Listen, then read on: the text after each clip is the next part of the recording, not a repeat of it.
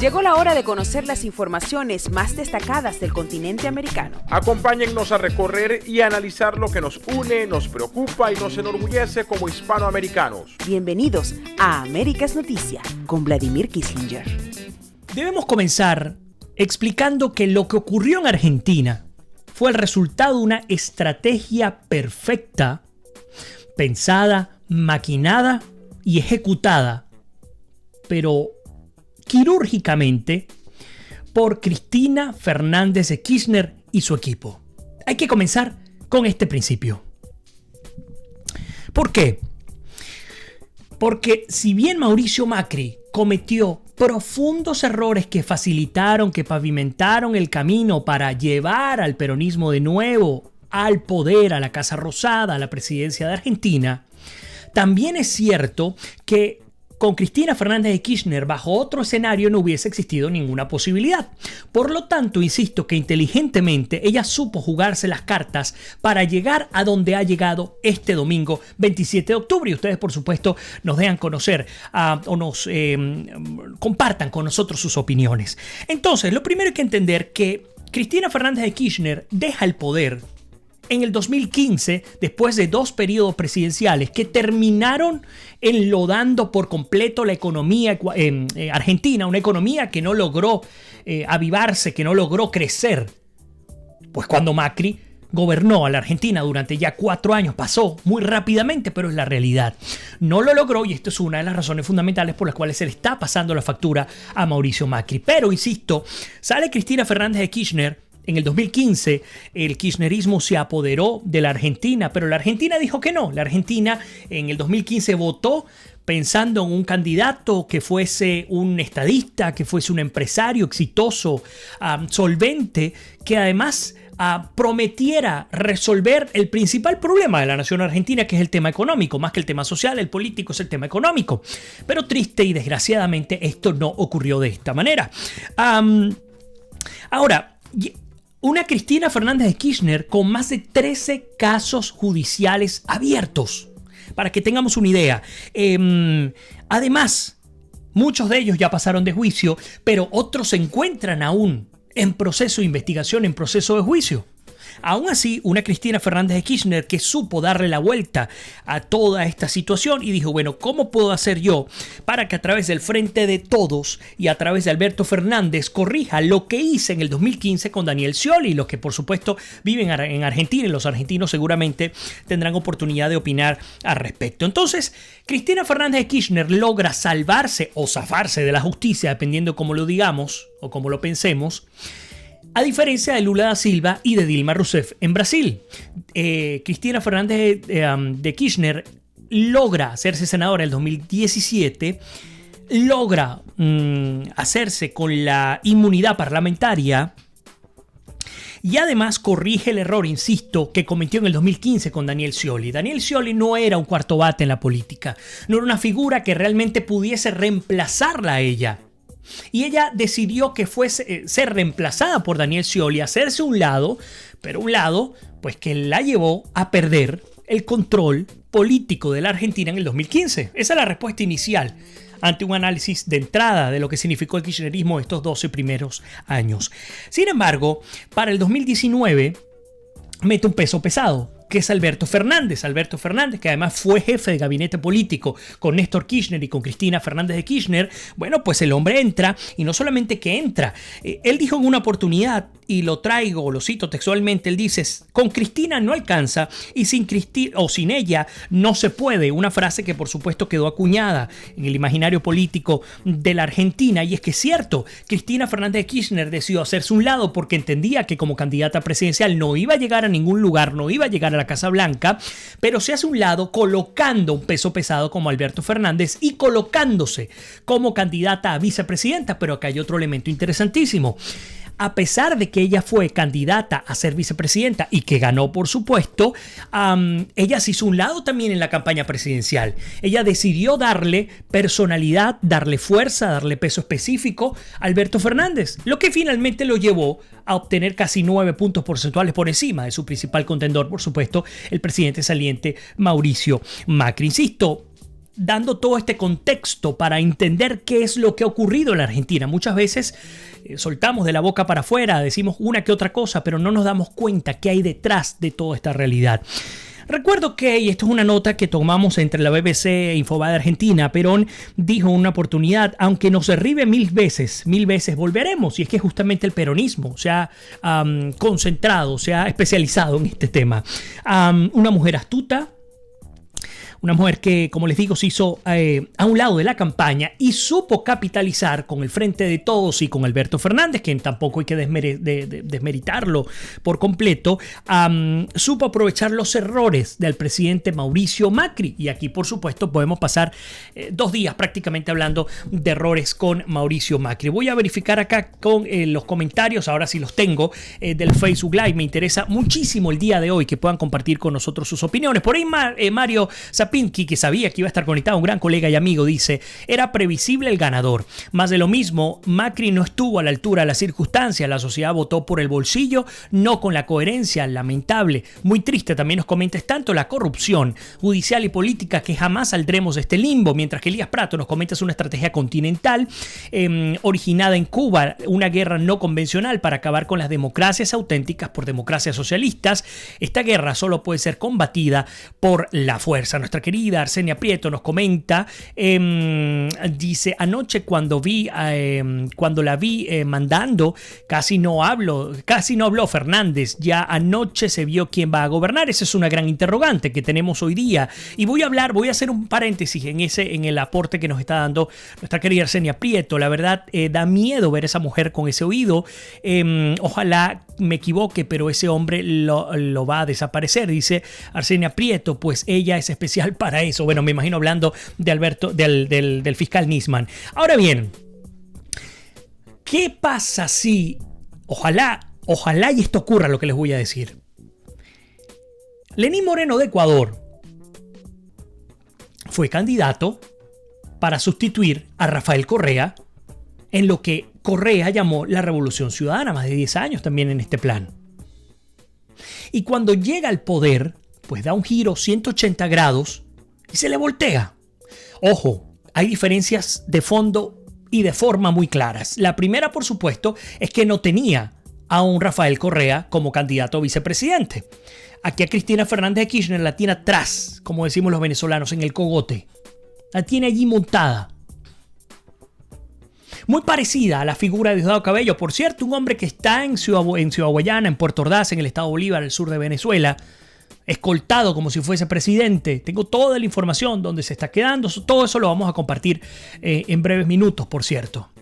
Pero volviendo al tema argentino, que es el que nos ocupa en este preciso instante, nos damos cuenta o nos preguntamos si en efecto Alberto Fernández será capaz de gobernar con un peso específico, con un peso propio. Según Jaime Bailey, gran amigo y colega periodista, él dice que sí. Él dice que Alberto Fernández tiene las condiciones para gobernar con peso específico. Yo digo que es muy difícil, no porque no las tenga, sino porque forma parte, a ver cómo se puede explicar, de una corporación en la cual manda por encima de él Cristina Fernández de Kirchner. Fuente Jorge dice: Vladimir, saludos del Ecuador. Ahora la embajada de Venezuela vuelve otra vez al madurismo. ¿Qué pasará ahora? Grandes preguntas que nos hacemos también.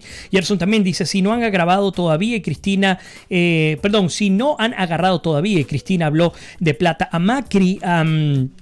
Junior dice también: hay que acabar con el centro de esa desgracia que está en Venezuela.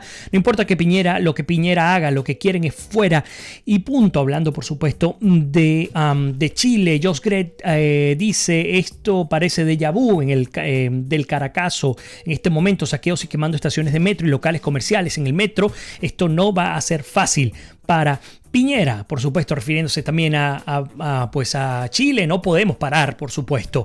Augusto Daniel también con nosotros dice: Evo es una muestra del nuevo modelo de corrupción. Julio Someño también nos saluda a todos. A Ibrahim Gómez también, como siempre. Bueno, sigo adelante. Nos dicen justamente, está Gabriel, que ya lo había comentado al principio. Polonia también está de Chile y se están quemando de nuevo a Chile. Y es una gran pregunta que nos hacemos: ¿qué está ocurriendo? ¿Por qué continúan estos hechos de violencia en Chile? ¿Y qué ha hecho? Aunque entendemos que la fuerza militar ha salido, ya van 18 muertos, de los 18 al menos 5 son responsabilidad exclusiva del Estado chileno, pues nos preguntamos hasta dónde hay que permitir que se llegue hasta donde se ha llegado. Más de 70 estaciones de metro incendiadas, decenas, centenares de locales comerciales incendiados. La destrucción se calcula por miles de millones de dólares. No es cualquier cosa. El tiempo de reconstrucción. ¿Y cuáles son las implicaciones? Si era por reivindicaciones sociales y el presidente Piñera ha aparecido en televisión dando específicamente cuáles son los puntos que va a corregir, me pregunto qué más se va a pedir y de qué manera se debe pedir. Grandes preguntas que nos hacemos. Soy Neuronita, dice: el control de cambio afectará a los venezolanos que están allá. Eso es correcto y vamos a hablar de eso en unos minutos. Elema Rob dice: ahorita acá en Chile quemaron por la Alameda, esquina Santa Rosa, quemaron un edificio. Dios, qué horrible. Bueno, Elema Rob, si tienes información, si tienes fotografías que hayas tomado, compártelas conmigo a través del privado. Sigo adelante con ustedes. Bueno, ¿cuáles fueron los errores de Mauricio Macri? Que por supuesto son grandes preguntas también.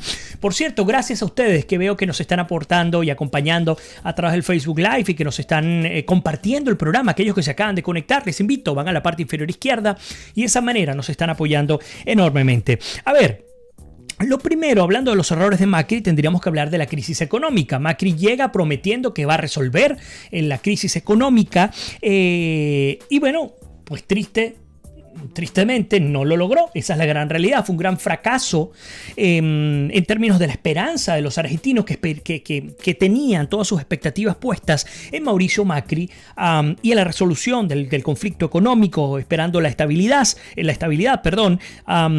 y por supuesto con una estabilidad que no llegó, pero que si hubiese llegado, capaz si hubiera sido reelegido el presidente Mauricio Macri. Esto sería, digamos, el primer elemento. No logró resolver la crisis económica. Llegó a acuerdos con el Fondo Monetario Internacional, hizo medidas de austeridad para mejorar la calidad de vida. La calidad de vida no, sería en todo caso el mejorar el sistema económico argentino. La calidad de vida, por supuesto, empeoró porque tenía que ver con los sacrificios que había en el momento, pero pues la relación costo-beneficio, el resultado que se esperaba, no se obtuvo. Por lo tanto, el primer gran error de Macri fue no lograr ponerle coto a la crisis económica. Comenzamos por allí. El segundo elemento, vamos a este punto, el contexto internacional. Y qué importante esto, porque, y nos pasa con Venezuela también, el contexto internacional puede jugar para bien o para mal. El caso venezolano, tristemente, jugó para mal durante 18 a los 20 años de chavismo. En Argentina, cambiando la naturaleza, jugó para mal también para la Argentina. ¿Por qué?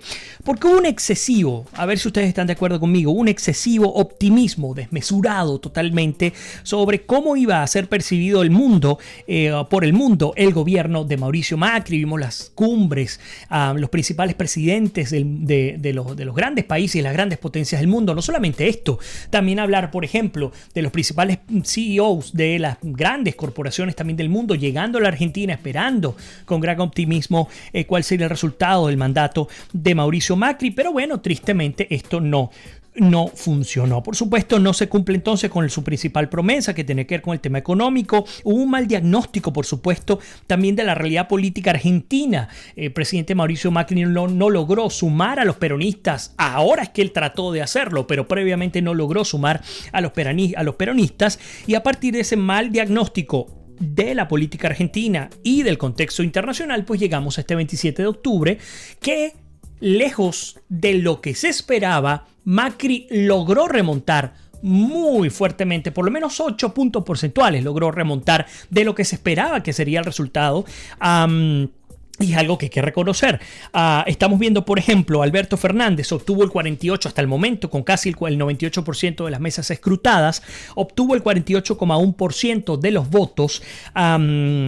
Más o menos unos 12.470.000 argentinos votaron por el presidente, el presidente electo del Frente del Frente de Todos, Alberto Fernández, mientras que Mauricio Macri obtuvo el 40,4%, con unos 2 millones por debajo de lo que obtuvo Alberto Fernández, es decir, unos 10.450.000 votos también, 2 millones de votos de diferencia.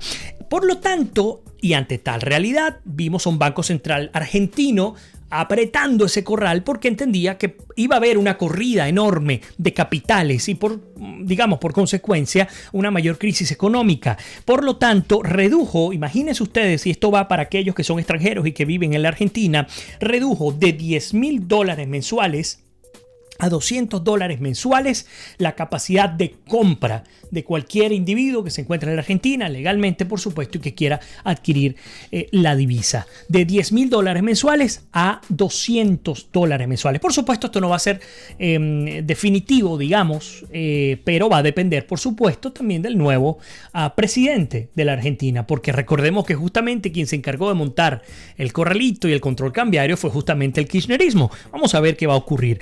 Pero algo que hay que decir positivamente, y ojalá esto pudiese repetirse, tiene que ver con la transición pacífica. Una transición en la cual vimos que apenas a horas de haberse conocido el resultado electoral, por ahí nos dice Gabriel, de 200 a 100 y de 100 a 0, muy probablemente, conociendo que Cristina Fernández está detrás de todo esto. Pero les decía, hablando de transición, vemos que a horas de haberse conocido el resultado electoral, Mauricio Macri invitó a Alberto Fernández a la Casa Rosada a un desayuno privado a puertas cerradas. Se calcula que estuvo 1 hora aproximadamente el presidente electo con el presidente en curso, que está en pleno mandato.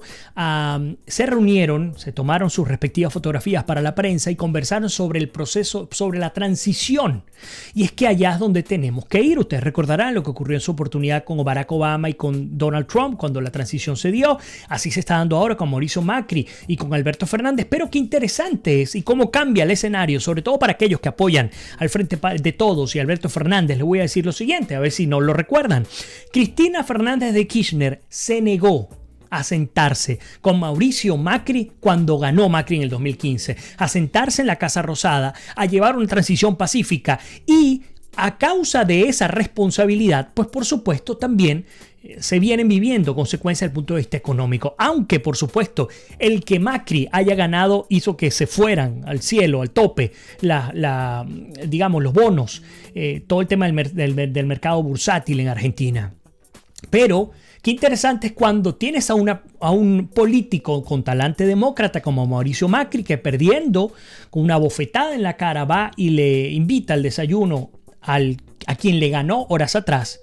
Y cuando tienes a un político con talante autoritario como el de Kirchner, y pues vimos cómo sencillamente se negó por completo a abrir el espacio. Sin importarle a la Argentina, porque no se trata del candidato, se trata del país. ¿Cómo hago para que mi país pueda seguir adelante, independientemente de lo que quiera o lo que haga yo? Bueno, de eso se trata.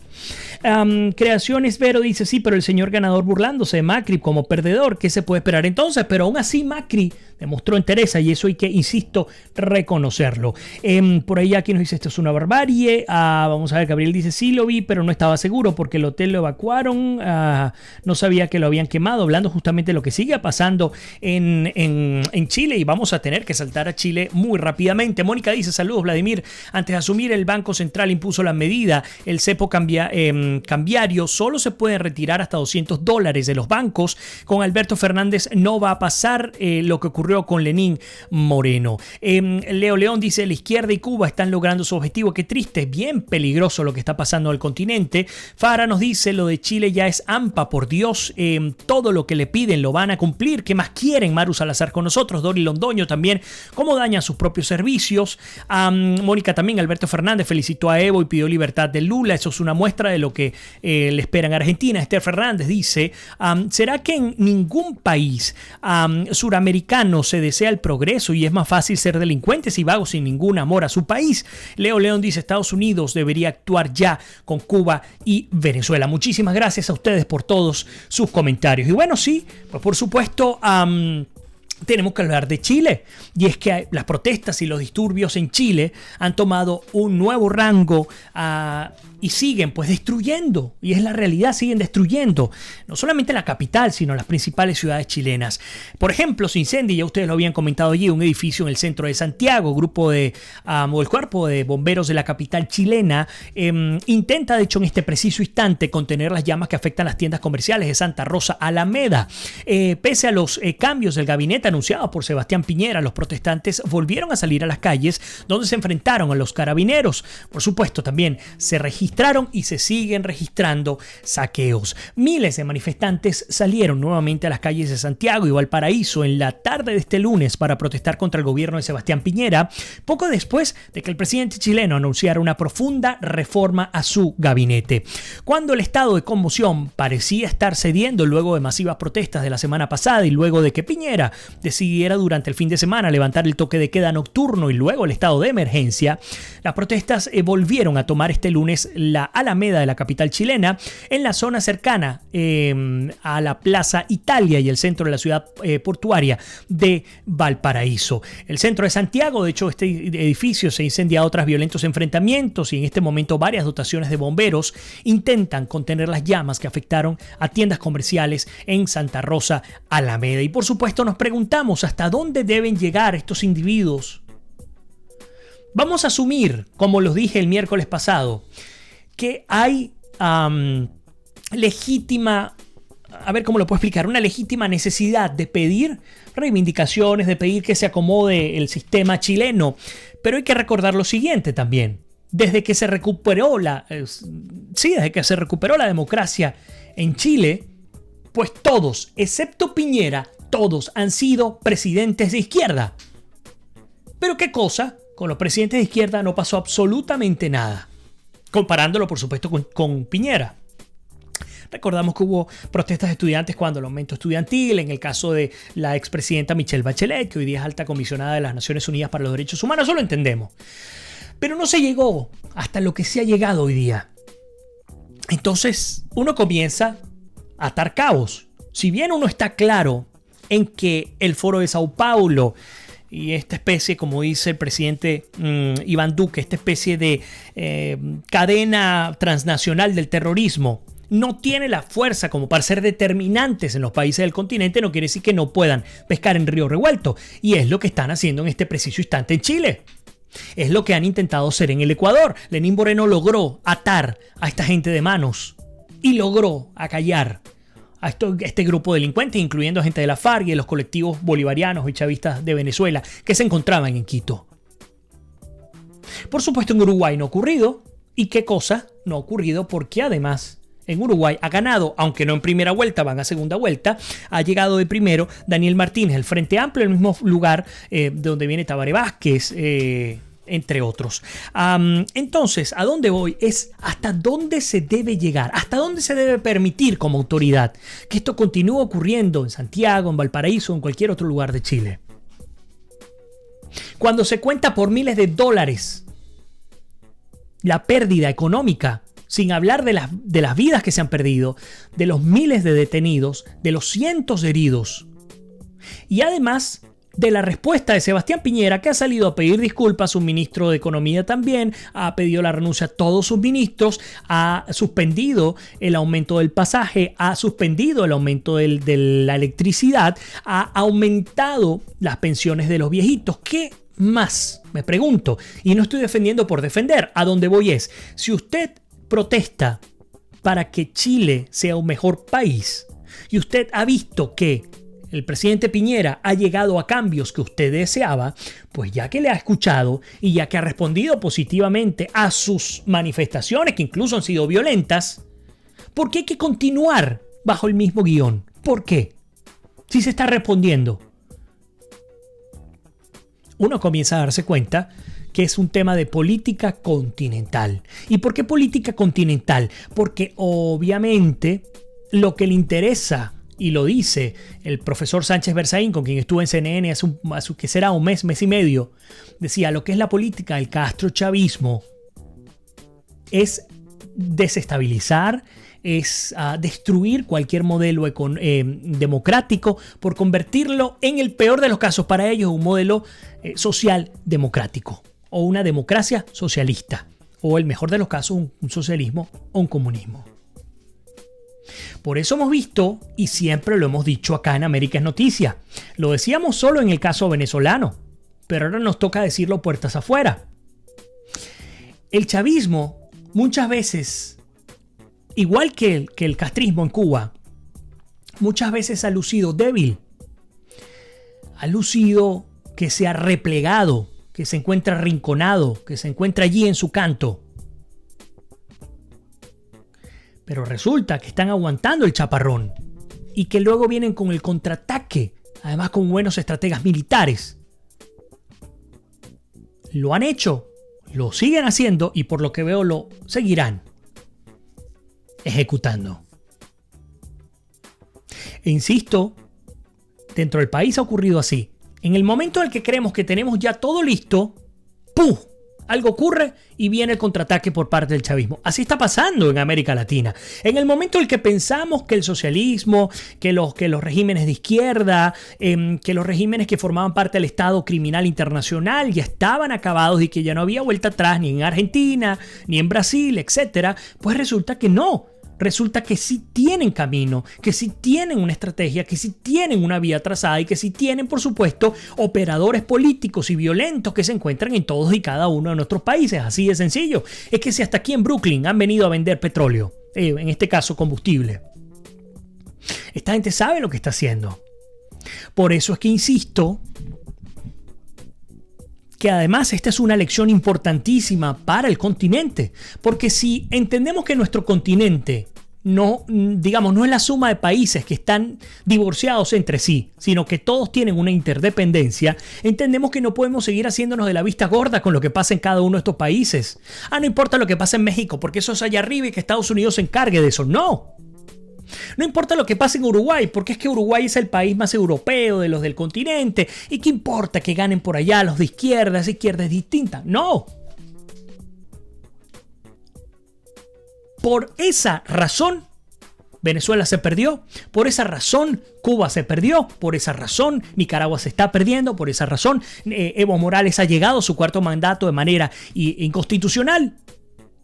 Por hacernos la vista gorda, por voltear hacia otro lado. Ahora nos toca entender cómo nos ha afectado esta política del vivo bobo, el que no se da cuenta que a la larga lo que traería es desgracia, voltear la mirada para otro lado y corregir. Porque al fin y al cabo eso es lo que tendrá que hacerse. Creaciones Vero dice, entonces, ¿hacia dónde vamos a emigrar? Si todo es un caos, con todo lo que está pasando, no sé, Luz, a ver, esa parte no la entendí. Mari dice, es que por eso ellos son unidos y los demócratas no. Gabriel dice, esperemos en Uruguay que gane la oposición en segunda vuelta. Los números dan. Cuando se refiere, Gabriel, a ese tema, es que, insisto, Daniel Martínez, del Frente Amplio, obtuvo el 39,2%. Estuvo a menos de un punto porcentual para poder ser el presidente electo en primera vuelta. Y Luis Lacalle, del Partido Nacional, obtuvo el 28,6%. Es decir, entre 10 y 11 puntos porcentuales por encima obtuvo Daniel Martínez. Esto significa que la próxima vuelta electoral, que es ahora en noviembre, no recuerdo si es el 24 de noviembre, pero es en noviembre, va a ser determinante, además, porque si vamos a los procesos anteriores en Uruguay, es un claro retroceso de la izquierda uruguaya que ha venido perdiendo punto tras punto, tras punto, tras punto, hasta llegar a este que ha sido prácticamente el peor resultado electoral de la izquierda en Uruguay. Así que hay que estar muy pendientes a ver qué va a ocurrir con el Partido Nacional y con el Frente Amplio. A ver, sigo incorporando comentarios. Ya aquí dice, tienes razón, Vladimir, es así como lo planteas. También desde España sufro. Otorre dice, esto crea más decepción en nuestro caso, los venezolanos, de ver todo esto que está pasando sin ver una salida próxima. Y sí, por supuesto, hay mucha frustración por parte del pueblo y además latinoamericano también. Melvi dice, porque es un insulto el cambio que propuso Piñera. No sé por qué. Bueno, porque es un insulto. Bueno, si es una afirmación la que nos das, bueno, pues bienvenida a aportar, porque esa es la idea. Queremos entender qué es lo que está ocurriendo en Chile y por qué está ocurriendo de esta manera. Luz nos dice, ¿cómo pueden ser tan ignorantes? ¿No piensan que todo lo malo que están haciendo en estos países se lo hacen a ellos mismos, que solo traen miseria y hambruna? Carlos Ruiz dice, ¿hasta cuándo van a tolerar todos estos problemas? Leo León dice, en Chile hay un objetivo desde mi punto de vista, la renuncia de Piñera. Yura Tirado dice, el Castro chavismo siempre va un paso adelante de todos. Esto nos indica que no hay enemigo pequeño. Se creyeron que el problema era solo Venezuela y las acciones de hoy día les demuestran lo contrario. Mario también nos comenta, qué gran periodista. Bueno, muchísimas gracias. gracias por tu comentario. Un abrazo para ti, Mario. Voy un poco más arriba a ver que no se me quede nadie por fuera. Esther Sánchez dice, ¿será que en ningún país suramericano se desea el progreso y es más fácil ser delincuentes y vagos sin ningún amor a su país? Estel dice, en Chile lo que buscan es desestabilizar. Está muy claro que la destrucción es ocasionada por el vandalismo, no tiene otro nombre. Gabriel dice, pero tienen que darle tiempo a Piñera. No pueden hacer todo de una vez. Domínguez Josmer dice, los presidentes demócratas deben reunirse y llevar un plan para exterminar de manera discreta estos grupos que están patrocinando la desestabilización. Nos comenta, Gabriel, Estel nos dice Domínguez Josmer, gracias por tu aporte. Seguimos adelante reportando lo que está ocurriendo en nuestro continente americano. A partir de estas protestas, por cierto, en El Salvador, me salgo un poco de contexto, Estados Unidos extiende un año más el estatus temporal, el TPS, para los salvadoreños y mientras se incendia Chile, ya hay un nuevo gabinete juramentado por el presidente Sebastián Piñera, con 8 cambios tras las masivas protestas sociales de Chile. Y mientras esto ocurre en Chile, saltamos a Bolivia, la Bolivia Carlos Mesa, quien ha rechazado las acusaciones de Evo Morales y advierte que la responsabilidad total de las acciones de violencia es justamente del gobierno, o yo diría de la dictadura boliviana, que no se queda atrás. Parte de las informaciones, pues, por supuesto, que hemos logrado recoger el día de hoy en América es Noticia. Otros elementos, pues a partir de ese profundo cambio de gabinete y removiendo los jefes de los equipos políticos y económicos, Gonzalo Blumel, que ya ustedes lo conocen, seguramente debuta en Interior, e Ignacio Briones en Hacienda, hablando de Argentina, de Chile, hablando por supuesto del nuevo gabinete, y viendo cómo no solamente el presidente Piñera se ha quedado con la remoción, con el cambio de los ministros, sino además también de los jefes de los equipos políticos. En el caso de Chile, por lo que veo, esto no ha funcionado. Vamos a ver hasta dónde va a llegar. Por ejemplo, el propio presidente Piñera, tras la modificación ministerial, dijo que Chile cambió y el gobierno también tiene que cambiar para enfrentar estos nuevos desafíos. Incorporo nuevos comentarios. Cariuji dice, ¿qué podemos hacer para abrir los ojos a nuestros países vecinos? Bueno, seguir denunciando, que es lo que hemos hecho hasta ahora. Bamar dice, la atención que se tenía hacia la crisis en Venezuela fue desviada. Eso es completamente correcto. Ainhoa dice, Piñera o Pineta, no sé qué será, tiene que tener más carácter, no se puede ser tan blandengue con estos bandidos. Y es también una gran crítica que ha recibido por parte de aquellos que apoyan al presidente Sebastián Piñera. ¿Por qué aguantar hasta donde se ha aguantado? Yura dice, el castrochavismo siempre va un paso adelante. Creo que esto ya lo había comentado. Diego Guarachi dice, en Bolivia Evo Morales ordenó a sus seguidores un cerco, eso es correcto, a las ciudades capitales del país. Se registraron enfrentamientos fuertes en La Paz, Cochabamba y Santa Cruz. Hay heridos de gravedad, todo porque un presidente, en vez de llamar a la pacificación de su país, llama a la confrontación entre compatriotas. Pero por supuesto, es que no les interesa lo que pasa en el país, no les interesa lo que pase con los ciudadanos. Lo que les interesa es el poder, el control del poder por el poder, más nada. Rodolfo Castro hizo una pregunta a Vladimir, si saben qué está pasando en el continente, ¿por qué Estados Unidos o Colombia no hacen algo? Bueno, porque no es nada fácil accionar, y menos cuando están solos. Recordemos lo que dijo en su oportunidad el Grupo de Lima en contra de cualquier tipo de intervención armada. Domínguez dice, eso era lo que querían lograr, desviar la atención de Venezuela. A ellos todo les sale bien mientras nosotros esperamos por los demócratas. Junior también nos dice, se debe de unir la derecha en América Latina. Pues sí, pero seguimos con problemas estructurales sistemáticos en nuestros países que evitan que esto se pueda lograr, que esto se pueda conseguir de buena manera. En fin, Karina dice, no entenderán así como nosotros no entendimos y dijimos, no, yo no creo. Bueno, esto no es Cuba. ¿Cuántas veces no escuchamos eso? Y así ha pasado, se ha replicado con el caso de Venezuela. Pero bueno, por lo pronto, ahora sí me toca hacer punto final del programa del día de hoy en América es Noticia. Muchísima información, por supuesto, la que hay por analizar. Mañana, Dios mediante, estaremos de nuevo con ustedes a las 7 de la noche para compartir lo que ocurre, lo que acontece en nuestro continente americano. Por lo pronto, como siempre les digo, que Dios me los bendiga, se les quiere, se me cuidan y nos despedimos. Será hasta mañana.